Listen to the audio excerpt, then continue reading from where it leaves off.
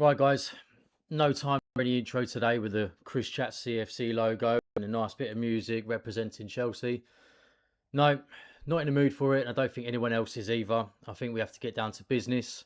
I think everyone on social media and on YouTube as well, in their voice, is a bit more known. We've had the PSG defeat and downfall.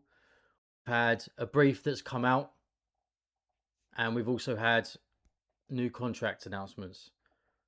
Now, we don't know whether the brief and the contract announcements have been planned and timed well, but I don't think any of us Chelsea fans are reading too much into it at all. And I'm still fuming off the game the other day. Still, what we 2 days removed, and I'm still not happy. And none of you, any of you that might be watching this, are going to be feeling any different to how I am at all. And I'd like to know in the comment section below, after everything that we've discussed today, how you feel and how you see it, whether you agree with me or whether you don't agree with me. But there is one big problem that we all agree with, and that is we don't want you to change the model. We don't want you to bring in any players that are late 30s, early 30s with experience. We don't want you to sort the front of shirt sponsor. We want you to build a new stadium and increase the incoming into the stadium. We don't want any of that. We don't want any nice stuff on Chelsea FC.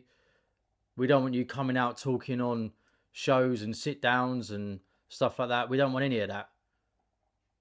We don't want too much of you. We want one thing of you, Blueco. We want you out, mate. We want you gone. We don't want you here anymore. I don't want a board. I don't want multiple owners. I don't want Blueco and Bowley and Igbali and Feliciano. I don't want multiple people, because look what that's done. It's created a mess. It's created different points of views, different conversations. This group want one thing.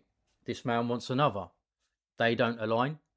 What's that going to do? It's going to filter down to the club below. Everyone, the players, the staff, which it clearly has, because we can see that. And it's going to cause unrest. And it's causing unrest between us as fans as well. We want you out. I want one owner. And I want one owner back. And that is Roman Abramovich. I want him back. He was here for over 20 years. He had seasons where he sacked managers. He got in Avram Grant, Gus Hiddink, Roberto Di Matteo, Andre Villas-Boas. You know, at the time, we wasn't flattered by them coming in as managers. But then they always got us to something, an FA Cup, a Champions League final, and then the next season, he would bring in that manager and he would say, what players do you want? Jose Mourinho. Take that for an example. If I'm getting in Diego Costa, I'm on the phone to Cesc Fabregas. I want you to come because I've now got Diego Costa up front. And I know that you two linking up are going to win the league. And what happens? That happens. We win the league. That is what Roman Abramovich did. Yes, he went through multiple managers. Yes, he bought some weird signings. Steve Sidwell, Tal Ben Aim, some very Zappa Costa. There's loads. It would probably work with this mould now, but didn't at the time. And he always turned it around and he always got us results. 5 years in, I think we are now to Blueco, and nothing's changed. Even off the back of last year, we thought we could up it based on what we won. All right, Conference League and the Club World Cup, but nothing really come of it. As I said in my last video, I think we had a better bench last season than what we do this season. We haven't elevated at all. We haven't done anything. We've just created an atmosphere around that we expect more. With what? Squad? No. It's not good enough. We want you out. And what you don't realise as well, Blueco, I'm talking as if I'm talking to you because this is how I feel about it. And you should agree with me as well. And I know that everyone agrees with me. That you are, by doing all of this, by coming out with your briefs, sticking to your model, bringing in your managers, your yes men, I've got nothing against Liam Rosenior. All right, tactically, sometimes I'm a bit questionable. But you are creating a monster. You are building a beast within this fan base. We've not had this before. And now with social media, comments coming out, briefs coming out, you are creating a monster that you're not going to be able to contain. Because there's what? 6, 7, 8 of you? There's hundreds of thousands of us. Hundreds. Okay, we've had protests. You know, fair play to everyone that went to the protests and gave it their all, but it wasn't big enough. We've been saying that we shouldn't fill the stadium up. Hasn't really changed. We chant home and away that we don't care about Clear Lake and they don't care about us, and all we care about is our football club. And you're just brewing on that. You're continuing. It's going to get worse for you. It's getting worse for us, trust, because we're the paying people. We're the ones that buy the shirts, buy the Sky subscription so we can watch the games, and obviously other devices. But we're the ones that pay our money for anything Chelsea. We don't get anything for free. We have to go and do hours at work to earn money to then go and buy the shirts, buy the tickets, buy the pints at the game, or any other drinks. We're the ones that pay into it. We pay into your model, which makes me a little bit sick saying that out loud, but we do. But the message is clear. Out of all the unrest, all the conversations about the goalkeeper, our players, what we're doing with our stadiums, where's the front of shirt sponsor, blah, blah, blah, blah. One thing clear. Blueco, out. We won't have this problem once you're gone. It's very simple. And I have nothing else really to say on that. I think it's very simple. I think you'll all agree with me. Let me know if you do in the comment section, because I know that you all will. And let's move on to some other pressing things, shall we? Now, the PSG game, I don't want to discuss that anymore. I've sat through the game again. I've had to sit myself through that just to try and understand anything at all. But there is one thing I want to take away from it that has got my back up a little bit, and that is down to Liam Rosenior and his comments after the game. So if we have a look here, Rosenior has commented that you don't play people like Doué, Dembele, Kvaratskhelia, Vitinha or João Neves. Rosenior states it is an exceptional team with an exceptional European champions as well. Now he's saying basically that we don't play guys like this every week. And I mean, thank God we don't, because we played similar against Burnley and Leeds, and we're lucky to even come away with a point there where we should be winning. But we've done exactly the same in them two games we've done in PSG. We've done that and we got punished by them players that you mentioned there. Doué, Dembele, Kvaratskhelia, Vitinha, Neves, Barcola, Hakimi, the list goes on. That's what happens when you lay off. And we say the Premier League's the best league in the world. PSG absolutely gave it to us at the end. Made the tie unreachable in the second leg, I'd say. And also with this comment as well, another thing that annoys me, which again has shown that Chelsea's changed, since when do we give teams flowers like that? Since when do we give them flowers and tell them how amazing they are? Mate, we're at half time technically. We're still in war. You don't come out saying this. Maybe say it after the game at the bridge. Depending if we win, lose or draw, I don't know. But don't say it now. Say it later. Because all you're doing is geeing them up and basically saying we've got no chance. And I think he did come out and say now with it being 5-2, the game is almost done. You're admitting defeat. We're admitting defeat. We're allowed to.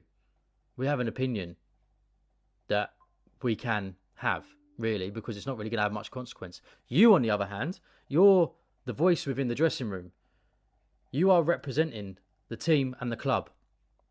You are portraying this around all the other players as well. What's that going to do to them when their confidence is already shot? It's not really going to do much, is it?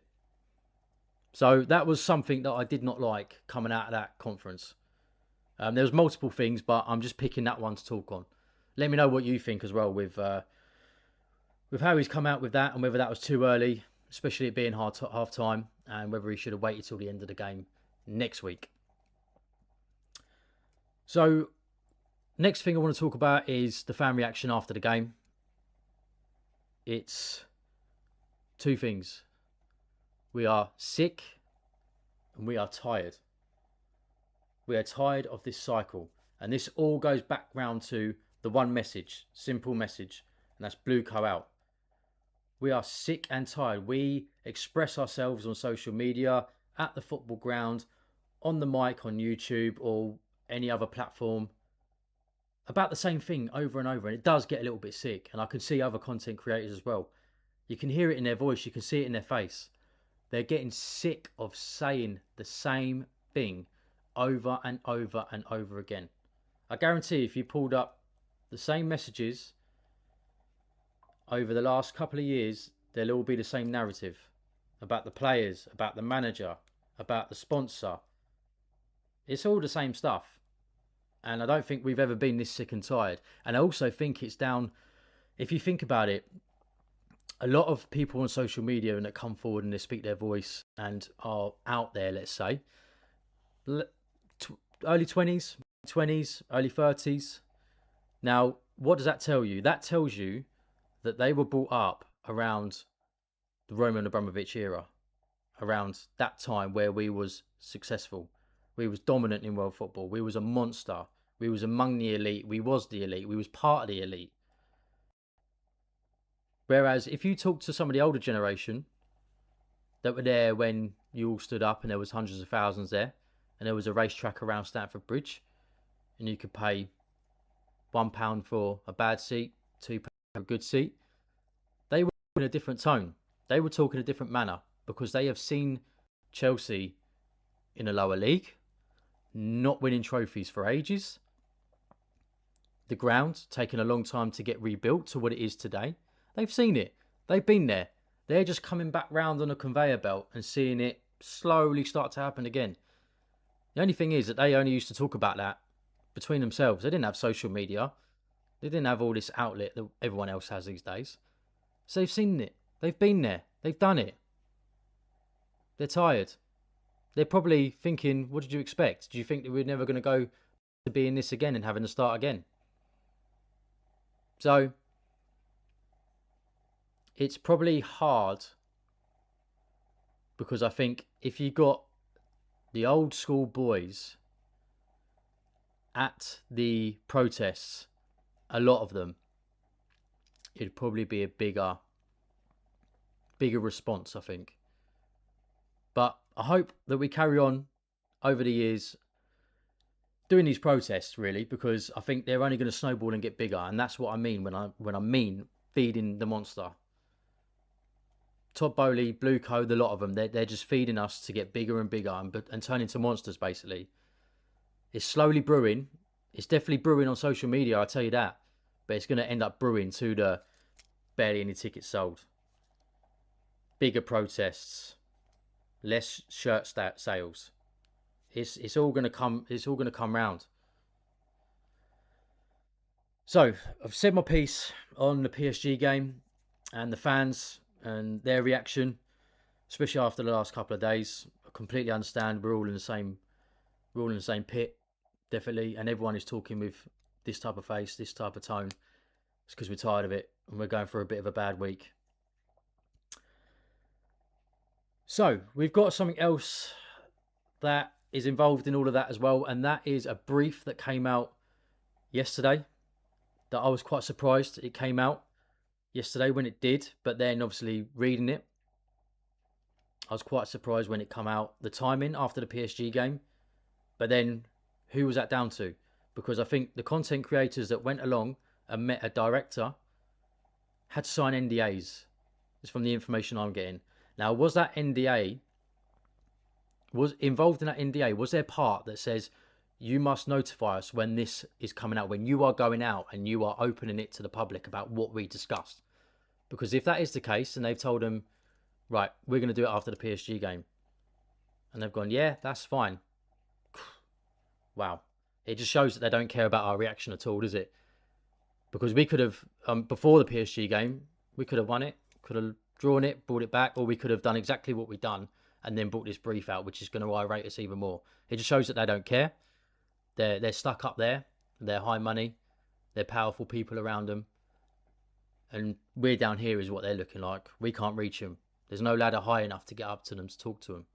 But we had some content creators go, and some people that have big influences on social media and who speak very well about the whole club in general. And they're people that I watch day in, day out. So let's get to what was briefed out yesterday, which is going to be hard to digest. I'm going to have to try and keep my composure a little bit. So we had from Not a Project CFC, who was invited to this, and he has come out and stated, we were recently invited to a meeting with Chelsea club director. Now, they haven't disclosed it because of apparent NDA, which is fair enough. In the interests of all Chelsea fans, we reveal what we were told. Whilst we respect and thank the club for reaching out and giving us a chance to meet in person, we feel the attitude conveyed by the club director was symptomatic of the hubris, arrogance and dismissiveness with which the current ownership has run the club since taken over. We were told there is no appetite to compete to sign players the other top clubs are signing. It will take at least a few more years to compete at the top, and they don't know when exactly. Luis Enrique would not be the right fit for us as a manager. There is no statistical relationship between managers and the results. John Terry is not the right fit for the first team professionally, and it is effing obvious we are building one of the best teams in the world. We did not accept these points, and we're not impressed. Read more below.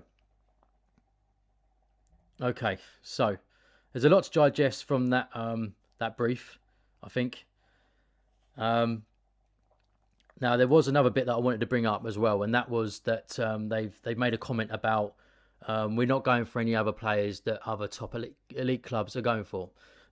Sorry, but if I'm not mistaken, in January and in the summer, we were briefed out that we were eyeing up Semenyo and Mark Gahey as potential future targets for us. And then we opened conversation. There was a lot of talk around them two players. Now, who have they gone to? Mark Gahey's gone to Man City. Semenyo's also gone to Man City. Man City are a top club. So they went to a top club. So why are we talking to them then, if that's what you're saying in your brief?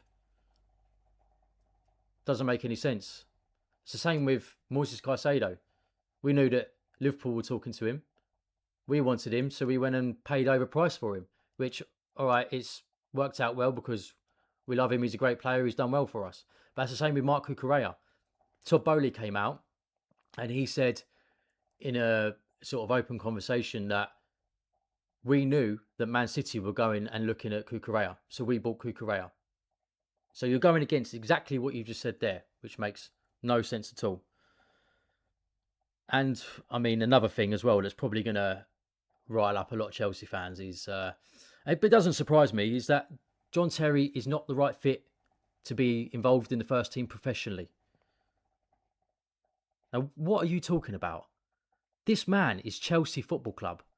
And the reason you don't want him in is because he will come in there and he will see what's going on and he will out you all. He will know that it's not right. He knows what it is to be Chelsea Football Club. He done an interview a couple of years ago, and the person interviewing him said, "No, do you care about what the other fans think of you after the Ferdinand stuff at QPR, the extramarital stuff? That's what they were referring to basically. Do you care about what the other fan bases think of you?" And he come out and replied to that saying, "The only fan base I care about is Chelsea Football Club fan base. I've got my big banner, I've got my song, I've got my trophies, I'm well loved there. If I didn't have any of that, I'd be absolutely heartbroken," is what he said. And he's right, and I know he's right. That is exactly how he would feel. And if he came into the football club and saw the real ongoings of what was going on, he would feel heartbroken again. He would get his heart broken and torn out again. Because he's not a puppet. He's not a yes man. He's definitely not on board with this model. He's never been around this model. He's off greatness of what he was before with the Petr Cechs, Frank Lampard, Jose Mourinho, Roman Abramovich, the big names. That is what he is built from. And he was moulded from that team just before with the Desaies, having him next to him. That's what moulded him, the team that he brought himself into. That is how he shaped his career. And that is how he articulated himself and how he showed himself when new players come into the club. This is Chelsea Football Club. This is what we expect. And that is, new players that came in around the time that John Terry was there have said exactly the same thing. He came there and he come up to them and he said, this is what we expect. This is Chelsea Football Club. And that is how they moulded to become such legends and players that we still love today. So I don't really understand why. I mean, we would love to have him, but I understand from a model standpoint. But again, I mean, I'd love to have JT in at the moment, ripping these lots to shreds, especially the defence. But why won't he come in? Because he doesn't fit the mould. And that is why, again, it's Blueco out. Blueco gone. Model gone. Multiple ownership gone. One man. One Roman. That is literally all we need. It's all we needed. But it's not going to change, is it? All the time they're here, it's not going to change. Right, let's get on to something else that I don't know whether this was well timed or not, but some news has come out today about a new contract from none other than Reece James. So Reece James has come out today and it was reported by multiple people, but I'm just going to show you the one from David Ornstein. So Reece James commits future to Chelsea by signing new 6-year contract. 26-year-old's previous deal, 2028, fresh agreement runs until June 2032. Deal aligns England right back with CFC incentivised wage structure. Now, that's not really going to change how we feel about what's been going on with Blueco and what's been going on after the PSG game. I mean, it's great. Thank you, Reece, because you have committed yourself to probably 6 years of this S-housery from Blueco. I think you're mad. But then you're doing it for the fans. You're doing it for the love of the club. You love this club and we know you love this club. And we want to thank you for continuing to stick by us, continuing to be next to us with the fans, and continuing to try and make a difference with this model. Now, I think you're the captain that we need at the moment. No, probably from a homely feel, yes. Excuse me. But I think with what's going on at the moment, we need a bit of aggression. We need a bit of Argentinian S-housery in there. And we need exactly what Enzo Fernandez done to Philip Jorgensen the other day when he literally almost blew his head off because of a ball that he played straight out and conceded, but it was offside. We need that kind of mentality, which Enzo does portray. But it'd be nice if he could have the captaincy there and push that in the dressing room as well, and probably on the training pitch. I'm sure he does. But yeah, I think we need a bit more of that from Enzo, especially going through these hard times. So that's everything I'm going to go through. I think everything's very simple what I've said. We've gone with Blueco out. I think you all agree. Let me know if you agree. I'm sure you agree. Giving flowers to PSG at half-time. Technically, I know the game's done, but giving them flowers like that and, calling all of their players that they had on there exceptional and that we don't play them every week. We play in the Premier League. We have exceptional players everywhere from top to bottom. So I don't know what you're talking about. The brief that came out, which was crazy, not helped them whatsoever. I rated us even more. About them building a monster within us and how it's only going to get worse for them. But it just shows the lack of care that they have for us. And JT not being the right fit. You're right, he's not the right fit. But that's because of this model. That's their fault. And also Reece James signing a new contract and what you think about him going forward as a captain as well. So let me know what you think in the comment section below. Hit like and subscribe and put the notification bell on. As I said, I am new here. I am voicing my opinion because one, I love my club. I love watching football. I love engaging with people. And this is a great platform for me to do so. So thank you for whoever's going to be watching this. This is Chris Chat CFC. I will be doing a preview later for the Newcastle game, which is going on tomorrow night. So yeah, as I say, hit like and subscribe, put the notification bell on, and I will see you in the video later on. Take care.